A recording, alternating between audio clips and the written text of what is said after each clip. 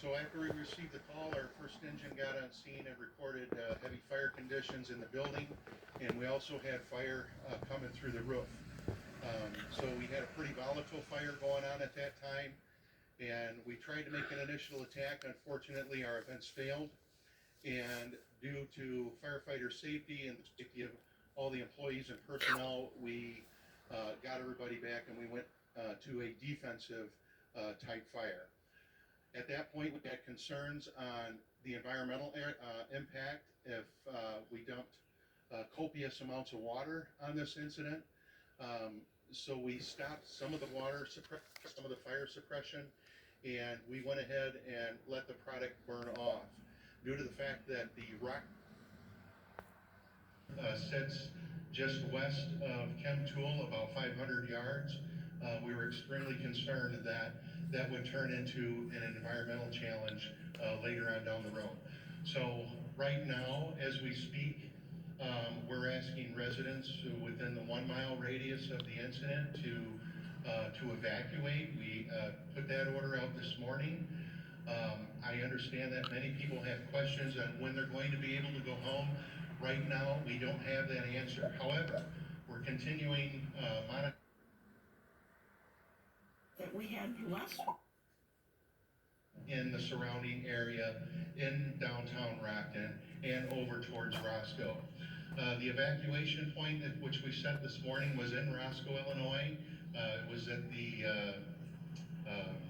Roscoe Middle School, thank you. I'm not sure how many evacuees, officials working with those folks as well. We have many agencies here.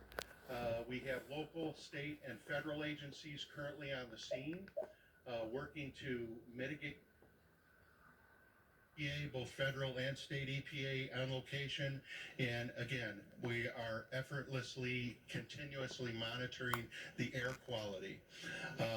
So tonight there are some concerns on the weather and the actual the drop of the smoke plume. So we're going to continue to monitor that as well. So at this time, I would like to introduce Chief Michelle Pankow.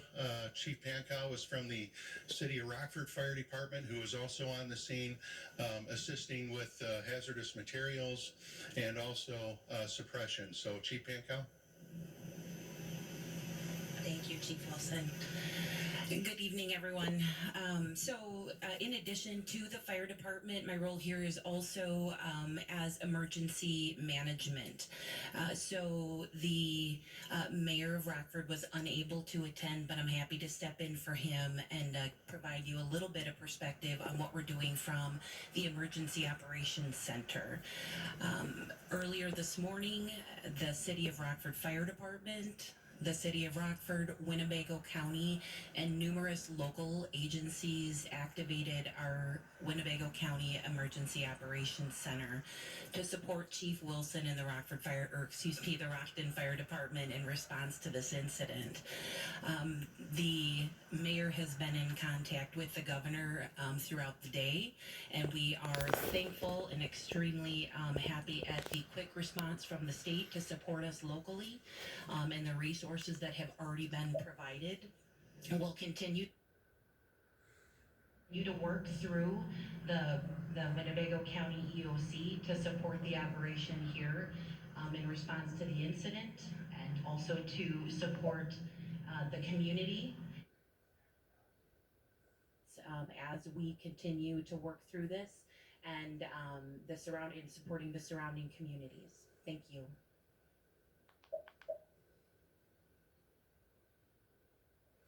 This is Alicia Tate-Nadeau. I am the director of the Illinois Emergency Management, representing Governor Pritzker. Early this morning, Governor Pritzker was notified of the incident that was occurring. In abundance of caution and to be proactive in nature, he directed me to activate the State Emergency Operations Center. And in doing so, we have the following state agencies that have been brought to bear. You have on ground today coordination with the federal EPA. You also have state EPA that is on site. The Illinois State Police is supporting. Department of Transportation. We also have Illinois Emergency Management that is working in public. What we are doing is we are focused on life safety. Our primary focus is to ensure that everyone in this area is safe and that we have a coordinated response. Every single person that is standing up here today is here in support of the incident commander, the gentleman that spoke to you earlier. Our intent is, again, to make sure that this response is as smoothly as possible. We have been in coordination and discussion with the facility owners to understand exactly what chemicals are there, and so we can make sure that we have the correct response. With that, unless you have any further questions for me, I will turn it over to Director Kim, who is the Director of Illinois EPA. Director Kim. Thank you. Again, my name is John Kim, K-I-M. I'm Director of the Illinois EPA. And first of all, I think we want to make sure that we note that on behalf of our agency, on behalf of the governor, we feel very deeply concerned about all the we're very concerned about their health, obviously. We're very concerned about the aftermath of what has happened at the facility, and so we're going to take every precaution that we can to err on the side of being overly protective and make sure that we are doing all the right things for the citizens of this area. So our agency, as Director Tate-Nadeau referenced, is part of the state's response to the situation. Our agency oversees the initial environmental impact, assists in making decisions in terms of how responses should be made, what protective measures should be put into place, and then we are also making sure that once the conditions have stabilized, that all proper steps are taken so that what remains is going to be properly addressed. If there is any kind of remediation that's needed, if there are any other kinds of corrective action that are needed at the facility, at the site, then we will oversee that and we will work with the responsible parties to make sure that that happens as well. We closely with local officials, with other state agencies as noted, and with our partners with US EPA. We have had our emergency response staff